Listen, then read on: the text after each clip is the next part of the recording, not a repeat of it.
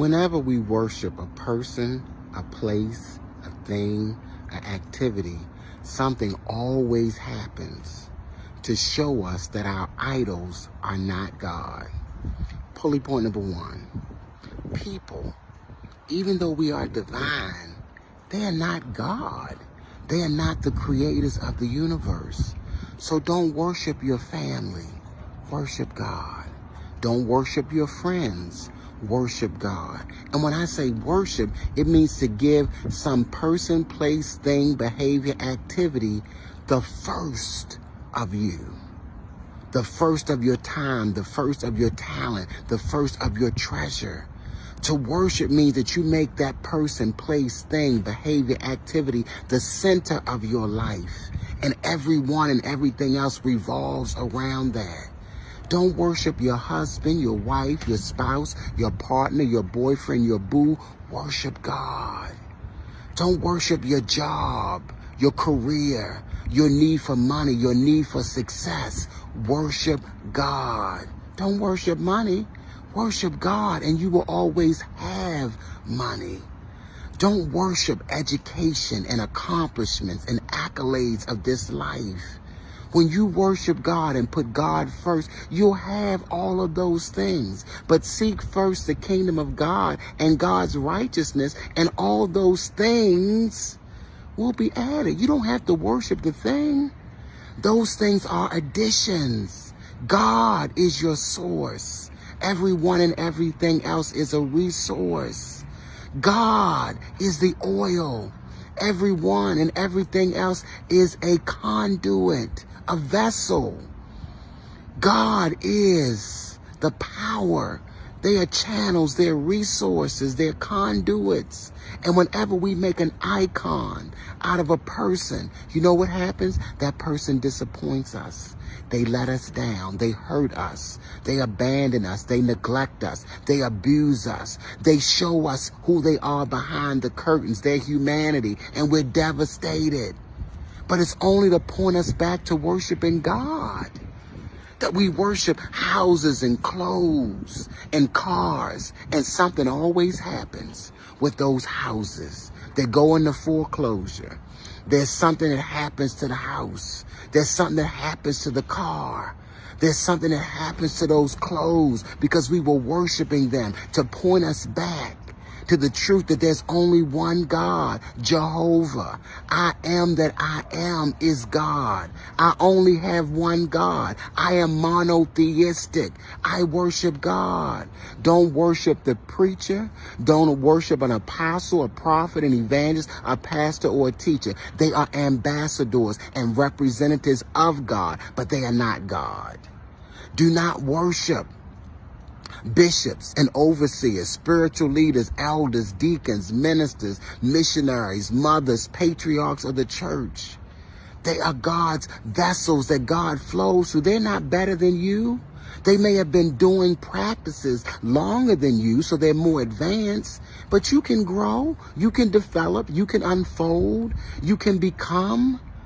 They may have a different gifting, a different calling, a different purpose. That doesn't make them better than you and you less than them. Take them off that pedestal. Stop worshiping things. Stop worshiping people. Stop worshiping activities.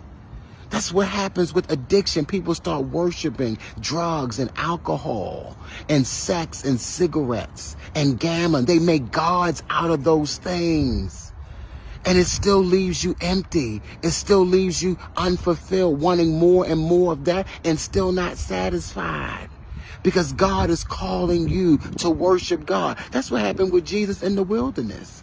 All these things I will give you if you just fall down and worship me. And Jesus said, you will worship the Lord your God. I will worship the Lord my God, and only will I serve God. We're not polytheistic. We're monotheistic. We only have one God. Appreciate people, support people, love people, but worship God.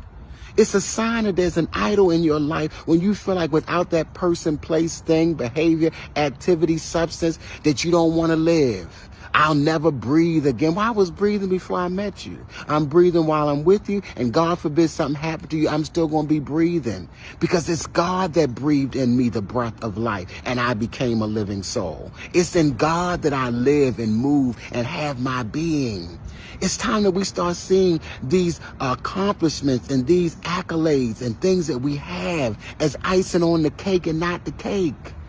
That I can have my cake with or without icing. See them as the whipped cream and the cherry on the sundae. I can have my sundae with or without whipped cream and cherries. But God is my God. I worship God. No more idols. We talk about the children of Israel and them worshiping false gods, but many of us are worshiping social media, worshiping our phones, worshiping the news, because that's the first thing we reach for in the morning. That's the first thing we do. But put God at first in your life and make God the center of God. This is Dr. Pulley with the gospel of the kingdom, and this gospel of the kingdom shall be preached all over the earth before the end can come. If you desire a full version of today's message, you can catch it on our Facebook page, Dr. Pulley, or our YouTube channel, Dr. Pulley. If you work with God, God will work with you. You and God are a team. You and God are in partnership. It's not going to be that God does everything and you do nothing. Neither do you have to do everything and God does nothing. I am co-creating with God the life that I desire and the life that I deserve. It's time for teamwork between you and God. It's time for networking between you and God. It's time for partnership between you and God. It's time for collaboration between you and God. It's time for you and God to work together to create the life that you desire and the life that you deserve. You can't do it by yourself. You need God's help. And God is not going to do it for you. You must work together with God. I am co-creating with God the life that I desire and the life that I deserve. Pulley point number 1, I am co-creating with God the health that I desire and the health that I deserve. God made your body, and God knows all about your body. I know you're working with the doctors and the nurses and the dietitians and the technicians about your health, but work with God about your health. You are fearfully and wonderfully made, and that your soul knows right well. You and God partner together. What are the foods that I need to eat? What are the beverages that I need to consume? What type of exercise works best for me? Trust in the Lord with all your heart and lean not to your own understanding. In all of your ways, acknowledge God. And God will direct your path. God is not going to do it for you, but God will give you the direction. God will give you the instructions. God will order your steps and direct your path, but you got to walk the path. You have to follow the steps that God has ordered. You and God have to work together in partnership and harmony so that your body can be healthy, so that you can be whole, so that you can be healed. Pulley point number 2, I am co-creating with God the life that I desire and the life that I deserve. I'm co-creating with God the relationships. And when I co-create with God the relationships that I desire and deserve, those relationships become harmonious. Because God knows everybody. God knows everybody's personality, and God knows everybody's individuality. And sometimes we get stuck working with certain people, and we don't know what else to say, and it's not clear to us what else to do. That's where you collaborate with God. You consult with God. God, you know what is the highest and the best. You know what it is the divine and the perfect to get the best results with this person, with this student, with this customer, with this client, with this church member. And God will show you exactly what to do. The Bible says when a person's ways please the Lord, even their enemies are at peace with them. Stop trying to do it by yourself. Let God do it in you, through you, and as you. Stop putting all the weight on God, but take time to be still And know that you and God must work together. Faith without works is dead. Plan and pray and pray and plan. Work together with God. You're not working against God, and guess what? God is not working against you. That's what makes life so hard. That's what Paul said. He said that's what Jesus said to Paul. He said, Saul, Saul, why are you persecuting me? You know it's hard to kick against the prick. It's hard to go in a direction that's opposite than where God is calling you to go. So work with God, and God will work with you. Stop working against yourself. And so all of your relationships can be harmonious. When you work with God and allow God to work with you, God to tell you what to say, God will tell you what to say, how to say it, when to say it, and where to say it. Pulley point number 3. I am co-creating with God the life that I desire and the life that I deserve. Overflowing wealth. Let God work with your money. And you work with God about your money. You and God need to be financially intimate, where you talk to God about your financial goals and your budget and your credit. You and God are in dialogue. When you give your tithe and your offering, you are inviting God into your finances, saying that we're going to work together so that my wealth is overflowing. He says, I wish above all things that you prosper and be in health, even as your soul prospers. Work with God as it relates to that debt. Work with God as it relates to that business plan. And guess what? God will work with you. He said, if you abide in me and my word abide in you. You see that partnership? We've got to abide in each other. He said, you can ask whatever you will, and it will be done for you. I am co-creating with God the life that I desire and the life that I deserve. If you desire a full version of today's message, you can catch it on our Facebook page, Dr. Pulley, or our YouTube channel, Dr. Pulley. This is the gospel of the kingdom, and we're in 1 Corinthians chapter 3. This gospel of the kingdom must be preached all over the earth before the end can come. Give God the glory, then celebrate yourself. There's nothing wrong with celebrating yourself. The benefit of celebrating yourself is that it makes you where you're not so hungry for other people's celebration. The benefit of celebrating yourself is it makes you where you're not so thirsty for other people's celebration because you're celebrating yourself. And when you celebrate yourself, what other people give is like icing on the cake. When you celebrate yourself, what other people give you in terms of celebration is like a cherry on top of a sundae. It becomes like an accoutrement. It becomes like an accessory. But the celebration that you desire, give it to yourself. And then as you create the energy of celebrating yourself, other people will join your party. They will join the celebration that you've already started for yourself. Celebrate yourself. Many times people are operating in false humility, pretending like what they say and do is not great, it's not wonderful. It's great because you're doing it. It's great because you are fulfilling the purpose that God has for your life. Celebrate yourself. Celebration is the energy that empowers you to move forward. Celebration is the energy that takes you to the next level. Celebration is the energy that takes you to the next dimension. Celebrate yourself. Stop waiting on other people to recognize you. Recognize yourself. Stop waiting for other people to honor you. Honor yourself. Stop waiting for other people to give you a gift. Buy gifts for yourself. Because then you tell the universe that I'm open and receptive to love. I'm open and receptive to honor because I've given it to myself. The order is to love God, to love yourself, and then to love everyone. Celebrate God, celebrate yourself, and then celebrate others. Many times we're celebrating others, hoping that they'll celebrate us. And then we get disappointed. We get frustrated. We get annoyed. We get angry when they don't celebrate us like we celebrated them. Celebrate yourself. You don't have to wait on anybody to celebrate you. Look yourself in the mirror every day and congratulate yourself.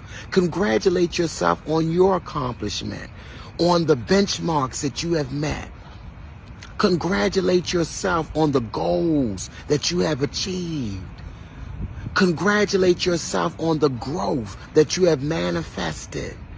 Congratulate yourself, celebrate yourself, acknowledge yourself, honor yourself after you give God the glory first. And you give God the glory, then celebrate yourself. Give God the honor, then honor yourself. Give God the praise, and then praise yourself. Give God the celebration, and then celebrate yourself. Love God, then love yourself. Many of what we got is out of order. And so we're walking around bitter. We're walking around jealous and envious when we have the power to give it to ourselves. Stop waiting for someone else to make you happy. Make yourself happy. Stop waiting for somebody else to please you. Please yourself. In services, they acknowledge me as a spiritual leader of today's church and the presiding prelate of the church of the everlasting kingdom. And you know who the loudest person there shouting is me. I'm shouting for myself.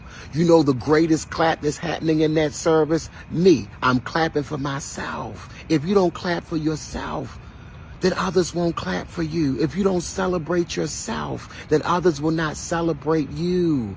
What you're waiting on from other people, you have the power to give it to yourself. And then other people will join the celebration. They'll join the congratulations because the energy that you've already established is that of celebration. The climate that you've already set is that of congratulations. The atmosphere that you've already established is that of honor. So people will join the party. They will join in honoring you. But you got to do it for yourself. And our text today in 1 Corinthians chapter 3, Paul said, for the grace, 1 Corinthians chapter 3 and verse number 9, he says, for the grace, that by grace, for the grace that God has given me, I have laid the foundation as a wise master builder. He was not afraid to say he was wise. He was not afraid to say he was a master builder after he said, by the grace God has given to me. He said, now you be careful how you build on the foundation that I laid. I put my time, my money, my energy, my blood, my sweat, and my tears in building these churches, starting these churches, writing these letters. So he was not afraid to acknowledge himself. You don't be afraid to celebrate yourself. This is Dr. Pulley with the gospel of the kingdom, and this gospel of the kingdom shall be preached all over the earth before the end can come. If you desire a full version of today's message, you can catch it on our Facebook page, Dr. Pulley, or our YouTube channel, Dr. Pulley. Is your relationship fireproof? There's going to be fire, which means that there's going to be tests, trials, tribulation, temptation, heartaches, pain, frustrations, disappointments. There's going to be fire in every relationship.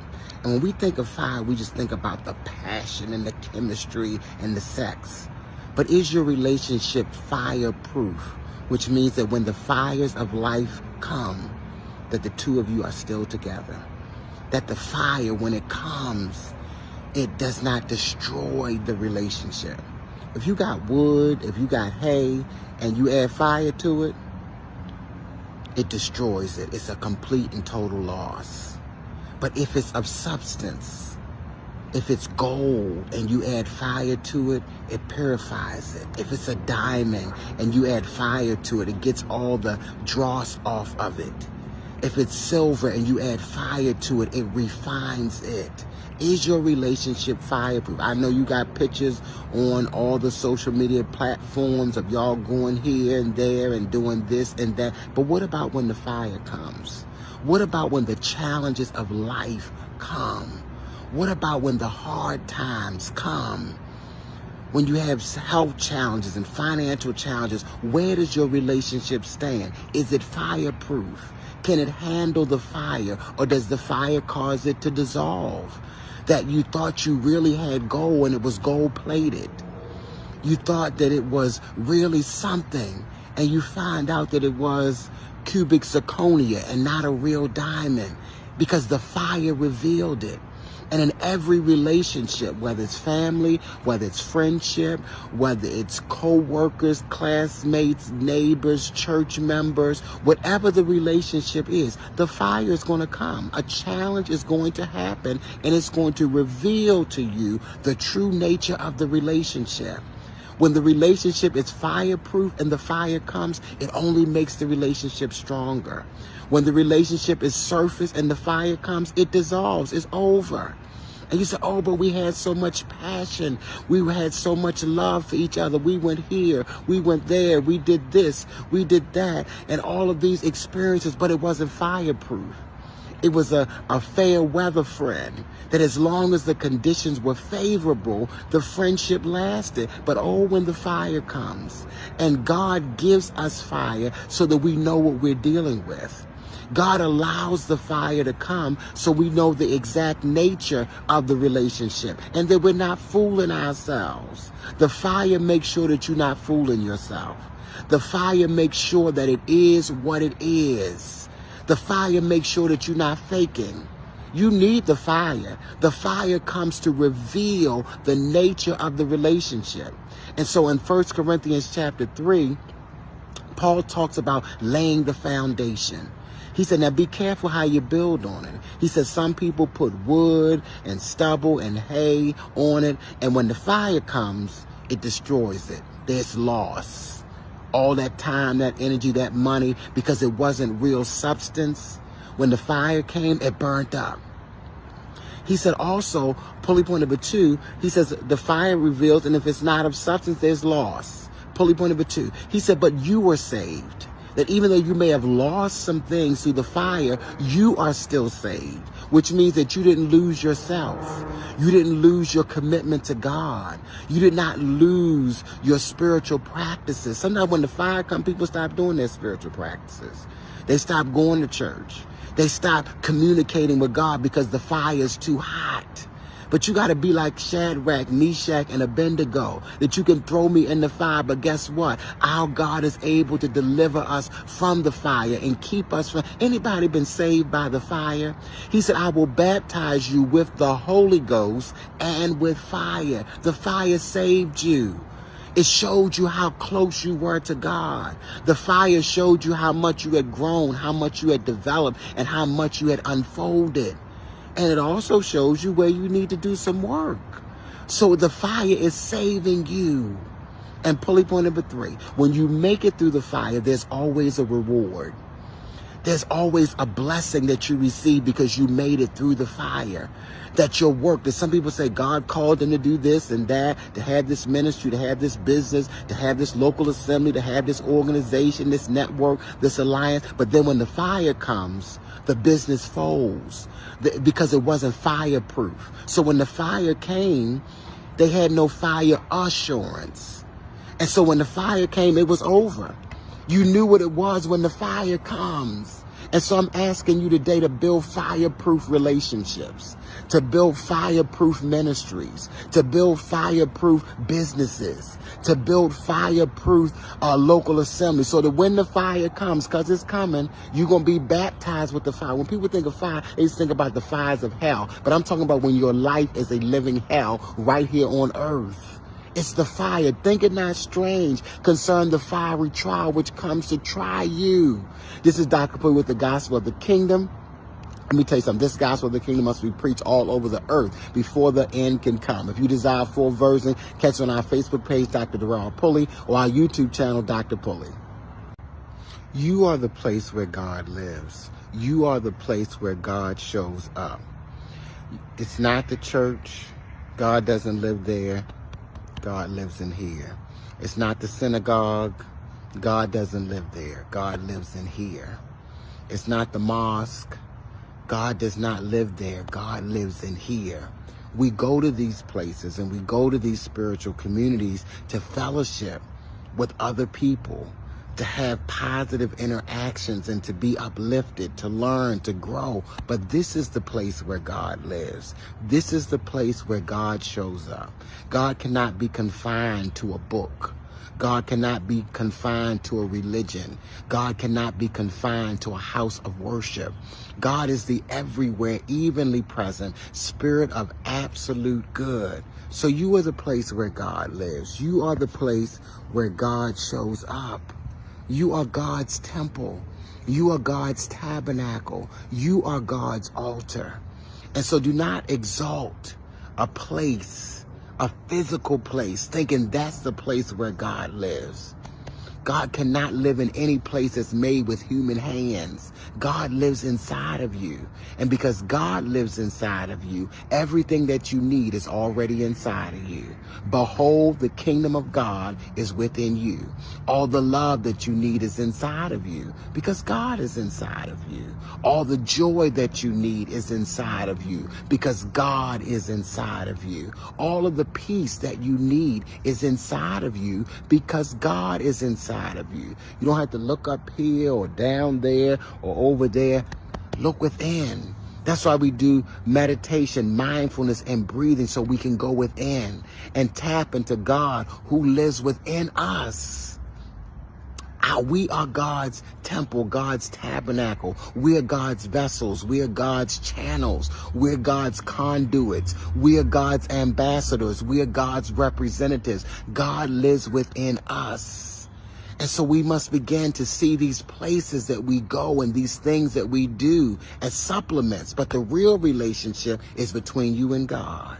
The real intimacy is when you tap into the God that is within you. So that means that all the healing, health, and wholeness that you need is inside of you. It's not in the doctor. It's not in the hospital. It's not in the medication. It's not in the surgery. And it's not in the procedure. It's within you because God is within you. Yes, all the love that you're looking for is not in another person.